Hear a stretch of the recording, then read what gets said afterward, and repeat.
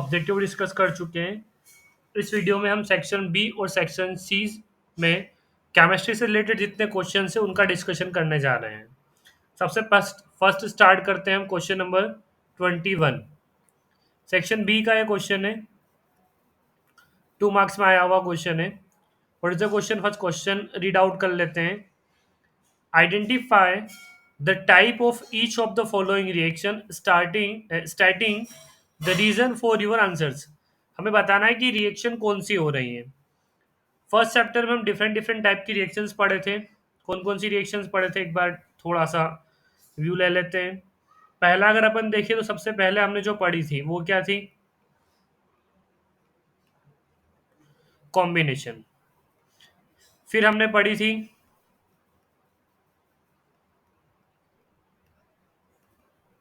Decomposition. After that redox. Decomposition के अंदर भी 3 रिएक्शन थी हमारे पास, थर्मल, फोटो एंड इलेक्ट्रो। और एक और थी हमारी डिस्प्लेसमेंट।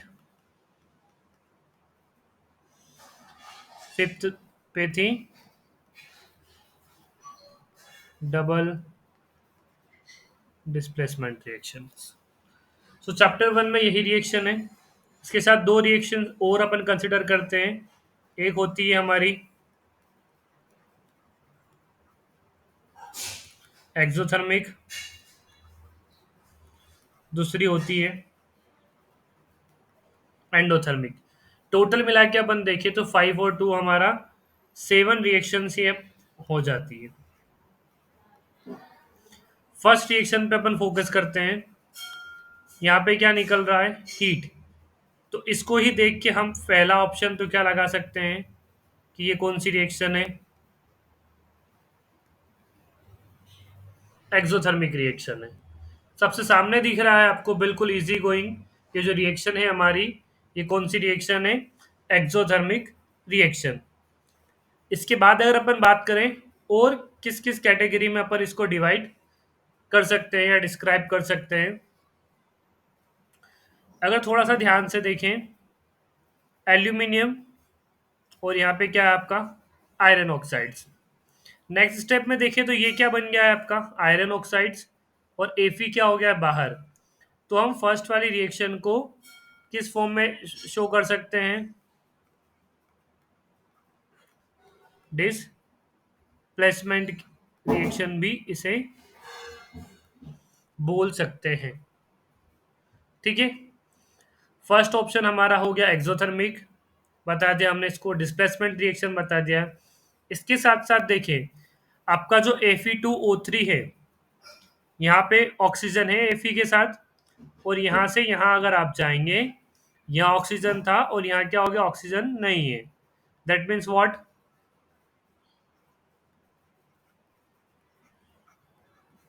रिमूवल ऑफ ऑक्सीजन यहाँ हो रहा है। यहाँ एल्यूमिनियम के पास ऑक्सीजन नहीं था, लेकिन यहाँ ऑक्सीजन है। एडिशन ऑफ ऑक्सीजन, तो इसको हम किस फॉर्म में बता सकते हैं? रिडॉक्स। ओवरऑल तरीके से देखिए तो हमारी पहली रिएक्शन के लिए हमारे पास 3 ऑप्शंस मिल गए। पहला हम उसको क्या बोल सकते हैं? एक्सोथर्मिक। सेकेंड ऑप्शन उसको हम बोल सकते हैं डिस्प्लेसमेंट रिएक्शन। थर्ड ऑप्शन में हम बोल सकते हैं इसको रिडॉक्स। आपने अगर एक्सोथर्मिक बोला है तो भी करेक्ट, डिस्प्लेसमेंट बोला है तो भी करेक्ट, रिडॉक्स रिएक्शन बोला है तो भी करेक्ट। बट कंडीशन क्या है? आधा मार्क्स मिलने वाला है आपको ये इन्फॉर्मेशन देने पे, तीनों में से कोई भी एक। और इसमें से आधा मार्क्स जो मिलेगा आपको, वो क्या मिलेगा? फॉर करेक्ट एक्सप्लेनेशन, कि आपको बताना है कि उसमें हो क्या रहा है। सेकेंड रिएक्शन PbNO3 + Ki, जो मैंने एक वीडियो अपलोड कर रखा है एक्टिविटी 1.2 वाला, उसमें ये रिएक्शन है। तो चाहे तो इसको आप क्या बोल सकते हो? यहाँ PbL2 जो बनता है, ये प्रिसिपिटेट बनता है। क्या बनता है? प्रिसिपिटेट। तो या तो प्रिसिपिटेशन रिएक्शन हम बोल सकते हैं इसको, पीपीटी पे बेस्ड। अदरवाइज यहाँ देखें ये जो है हमारा एक डबल डिस्प्लेसमेंट का एग्जाम्पल भी हो सकता है। डबल डिस्प्लेसमेंट के लिए शॉर्टकट में मैं डी डी लिख रहा हूं। किसका एग्जाम्पल हो सकता है ये? डबल डिस्प्लेसमेंट का एग्जाम्पल भी हो सकता है, क्योंकि हमें पता है कि जो PbCl2 हमारा होता है, इसका जो कलर होता है ये क्या होता है? येलो। तो चेंज इन कलर का एग्जाम्पल है हमारे पास। प्रेसिपिटेशन रिएक्शन बोल सकते हैं। मेनली इसका आंसर हम देखें तो क्या बोलेंगे? डबल डिस्प्लेसमेंट या प्रेसिपिटेशन रिएक्शन। सेक्शन बी में केमिस्ट्री से एक ही क्वेश्चन है। अब अपन बढ़ते हैं सेक्शन सी की ओर। मैंने सारे क्वेश्चंस को क्रॉप करके आपके लिए इकट्ठा कर लिया है। ठीक है, केमिस्ट्री केमिस्ट्री के क्वेश्चन सी में एक्सप्लेन करने जा रहा हूँ। अब आ जाते हैं अपन सेक्शन सी में। Section C question number 27। ये जो क्वेश्चन है कितने मार्क्स का है? 3 मार्क्स का क्वेश्चन जो है हमारा ये 3 मार्क्स का क्वेश्चन है। What is the question? Aniruddh took the metal oxides. क्या लिया उसने? Metal oxides. एक है aluminium oxide. Aluminium oxide, what is the formula of aluminium oxide? Al2O3। ठीक है। एंड मैग्नीशियम ऑक्साइड, बात कर लेते हैं, ये दोनों हमारे पास है। But he forget to label them. अब वो कंफ्यूज हो गया है कि भैया Al2O3 ये वाला है या ये वाला है, MgO ये वाला है या ये वाला MgO। वो कंफ्यूज हो गया है, आइडेंटिफाई नहीं कर पा रहा है कि कौन सा सॉल्ट या मेटेलिक ऑक्साइड्स Al2O3 है या MgO है। तो हम उसे हेल्प करने के लिए बताएंगे। चलो कुछ क्लिक कर रहा हूं। Al2O3 याद आ रहा है कहाँ पढ़ा था? Al2O3, सोचो सोचो जल्दी से सोचो। Al2O3 के बारे में अगर अपन बात करें तो ये हमने पढ़ा था। याद आया किसी को? Amphoteric oxides. क्या था बेटा? Amphoteric oxide. और एम्फोटेरिक ऑक्साइड्स क्या आते हैं? जो एसिड के साथ भी रिएक्शन कर लेते हैं। और किसके साथ रिएक्शन कर लेंगे? बेस। आप चाहे एसिड ले लो या चाहे बेस ले लो। तो पहले हम किसी सॉल्यूशंस की रिएक्शन करवाएंगे जो एसिड के साथ भी रिएक्शन कर दें और बेस के साथ भी रिएक्शन कर दें। ठीक, तो वो हो जाएगा आपका Al2O3। MgO।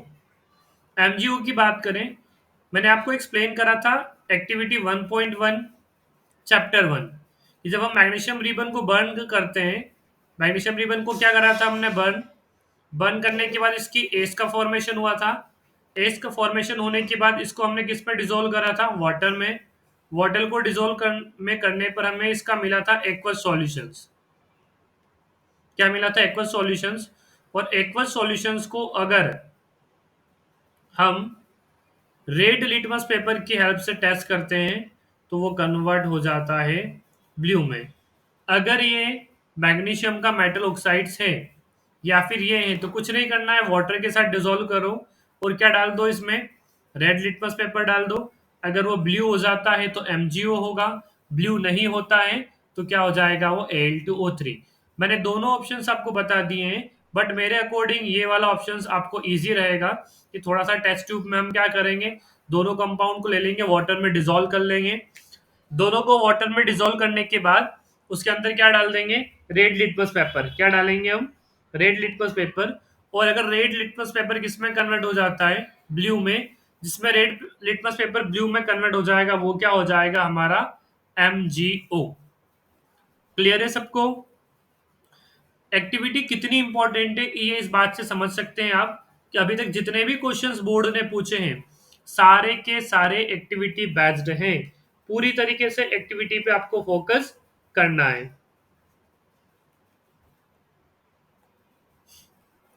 नेक्स्ट क्वेश्चंस की बात करते हैं अपन। Question number 2B। In an activity a issue was given two substance, copper sulfide and copper oxide. To obtain copper from this compound, she was able to extract copper successfully.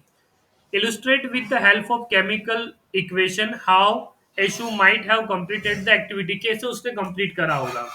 बेटा ये chapter 3 का question है। Chapter 3 में जैसे अपन extraction of metal start करते हैं, और उसके अंदर अपन जो टॉपिक आता है आपका केमिस्ट्री में, टॉपिक का नेम रहता है मेटल्स विच हैव मीडियम या फिर मॉडरेट लेवल रिएक्टिविटी। इसमें हमें सबसे पहले स्टार्ट करते हैं कॉपर और सल्फाइड का। सबसे पहले कॉपर सल्फाइड को हम हीट करेंगे, Cu2S। हीट करने के लिए O2 की रिक्वायरमेंट रहेगी।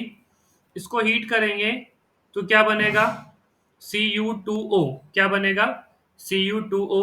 और साथ में जो निकलेगी वो निकलेगी सल्फर डाइऑक्साइड गैस। कौन सी गैस निकलेगी, सल्फर डाइऑक्साइड गैस। इसको बैलेंस कर लेते हैं। बैलेंस करने के लिए यहाँ पे 1 और 2 3 ऑक्सीजन हो रहे हैं, तो मैं यहाँ लगा देता हूँ 3। अब हो गए 3 2 जा 6 ऑक्सीजन। तो इसको बैलेंस करने के लिए हम ले लेते हैं कॉपर 2 हो रहा है। बैलेंसिंग के लिए चलो यहाँ कॉपर 2 लेके ट्राई करते हैं। 2 2 जा हो जाएगा 4। यहाँ हम ले लेंगे 2, सल्फर के आगे लगा देंगे 2। हीट एंड ट्रायल मेथड बेटा, 2 2 जा 4, 4 कॉपर करेक्ट, सल्फर 2 हो गया है, ठीक है। पूरी इक्वेशन हमारी बैलेंस है। फर्दर फिर हम क्या करेंगे, इसी रिएक्शन में Cu2O को अगेन हीट करने वाले, मैं हीट के लिए यहाँ डेल का साइन बना देता हूं। अगेन हम इसको किसके साथ हीट करेंगे, Cu2S के साथ। तो क्या मिल जाएगा हमें, Cu प्लस मिल जाएगा आपको SO2। इसको भी बैलेंस कर लेते हैं। बैलेंसिंग के लिए हमें चाहिए यहाँ 2 2 जा 4, 4 और 2 हो गए 6। ऑक्सीजन हो रही 2 2 जा 4, यहाँ लगा देते हैं अपन 2। सल्फर सल्फर सल्फर के लिए यहाँ लगाना पड़ेगा 2। कुछ गड़बड़ हो रही है, इस 2 को अपन कट कर देते हैं, तो यहाँ भी मुझे 2 नहीं लगाना रहेगा।